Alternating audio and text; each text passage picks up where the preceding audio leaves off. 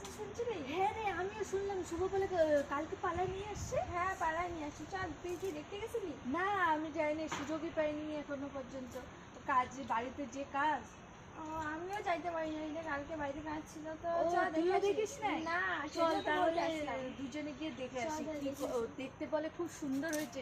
পাড়ার লোক বলতেছে যে শ্যামবর্ণের মধ্যে বলে খুব সুন্দর একজন। চল দেখে আসি চল আগে। দেখে আসি।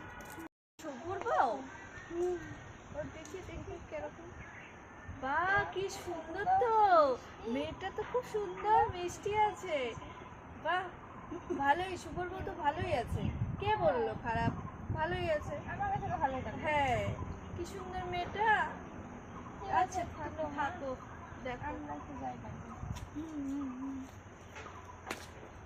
খুব কালো, কিরকম ধরনের, হ্যাঁ কিরকম রে। ধরনের, আর শুকনা আর গায়ে কি দেখে যে বিয়ে করলো।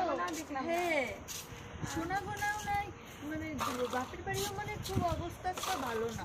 সেটাই তো, কি দেখে আছে শুভ বিয়ে করলো, ওটা তো আমি এত সুন্দর ছেলেটা আর একটা কিরকম মেয়ে নিয়ে চলে আসছে। শুভর তো অনেক বড় লোক কোথাও বলতে। হ্যাঁ, আর দেখতেও সেরকম না। কি দেখে যে আমি তো ওইটাই অবাক হয়ে যাচ্ছি, কি দেখে যে আমি তো পছন্দ আরো করলো। ভাবলাম তোর মানে পছন্দ আছে, না যেভাবে না, কথা বললি। ওইখানে তো বলতে লাগে যে ভালো ভালো। এরকম বউ আমাদের বাড়ি- বানালে তো আমি তারাই দিতাম। হ্যাঁ, আমিও তো তাড়াই দিতাম।